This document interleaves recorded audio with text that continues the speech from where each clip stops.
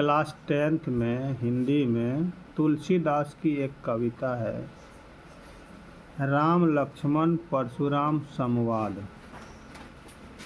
राम लक्ष्मण परशुराम संवाद। इस कविता में है क्या कि रामायण काल में सीता के इच्छा अनुसार सीता के पिता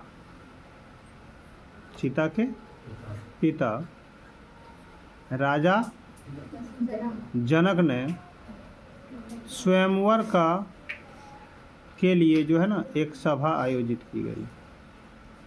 स्वयंवर का मतलब होता है स्वयं वर चुनने का अधिकार।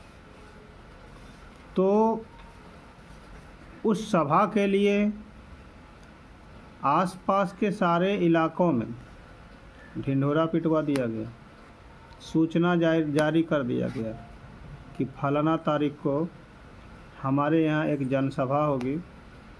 उस जनसभा में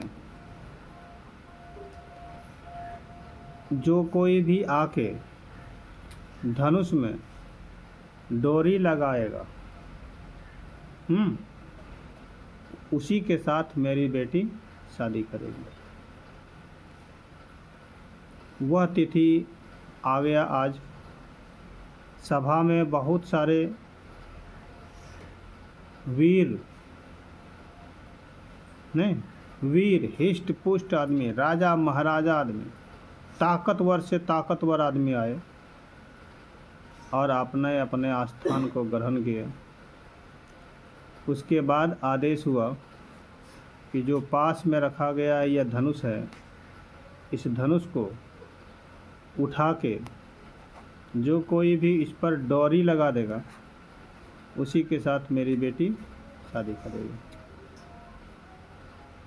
एक बलशाली जो सबसे ताकतवर अपने आप को समझ रहे थे वो आते हैं और धनुष को उठाने का प्रयास करते हैं, लेकिन उसमें क्या है, गुमान है।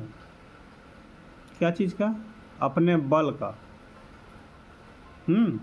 अपने बल के गुमान के कारण जो है वो आते हैं और आ करके उन्होंने सबसे पहले बाएं हाथ लगाए उठाने के लिए, लेकिन जब देख रहा है कि जब उठता ही नहीं है तब जो है दाहिना हाथ को भी लगाया तो पर भी नहीं उठा, दोनों हाथ लगाए तो पर भी नहीं उठा, पूरी ताकत लगा दी अपने आप का तो पर भी नहीं उठा। तब हार के फिर अपना आसन में जाके बैठ गए। यहाँ पर एक बात सीखने के लिए है कि वह धनुष शिव जी का धनुष था जो परशुराम को दिए थे। तो वही शिव जी का दिया हुआ परशुराम का धनुष जो है यहाँ पर रखा हुआ है। शिव जी ने परशुराम को दिया और वह धनुष को यहाँ पर रखा गया है। तो देवी देवताओं का वो शस्त्र है। अब उसको हम बायां हाथ लगाएंगे, ये तो अपमान वाली बात है ना। तो इसलिए कोई भी चीज़ को हम लोग जो है ना छूने से पहले दाएं हाथ या तो उसको प्रणाम करना चाहिए, उसके बाद उसको छूना चाहिए। उससे क्या होती है, हमें कुछ ताकत मिलती है। और यहाँ बायां हाथ लगाने से ताकत क्या होती है, घट जाती है। एक एक करके जितने सूरवीर लोग थे सब अपने ताकत का प्रयोग करते हैं।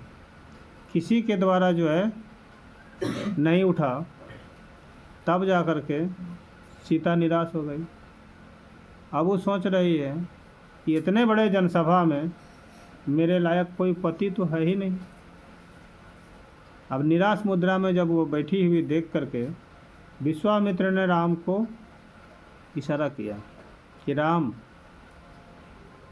आपका अब टाइम आ गया है, उठिए और जाइए। राम जी अपने गुरु विश्वामित्र को प्रणाम करते हैं और प्रणाम करने के बाद शिव जी के धनुष के पास जाते हैं, ठीक है, सभी का अभिवादन करते हैं, फिर धनुष को प्रणाम करते हैं और फिर आराम से धनुष को उठाते हैं और आराम से धनुष को उठा करके उस पर डोरी लगाते हैं। डोरी लगाने के क्रम में धनुष टूट जाती है और वह जो है 3 टुकड़ा हो जाती है।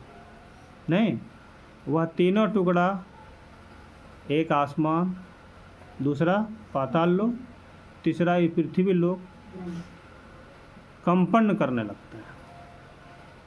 उधर परशुराम को यह कंपन जो है ना, पूरे गरज के साथ कंपन की आवाज़ सुनाई दी। उन्होंने सोच लिया कुछ न कुछ घटना घटी और दौड़े हुए, भागे हुए, गुस्साए हुए आते हैं और आकर के देखते हैं कि मेरा तो धनुष यहाँ टूट गया।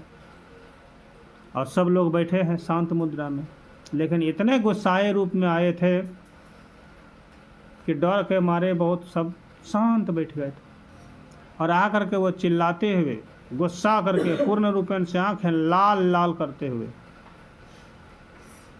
और बोलते हैं कि बताओ इनमें से कौन ऐसा आदमी है जो कि मेरा धनुष को तोड़ दिया। क्योंकि यह धनुष जो है शिव जी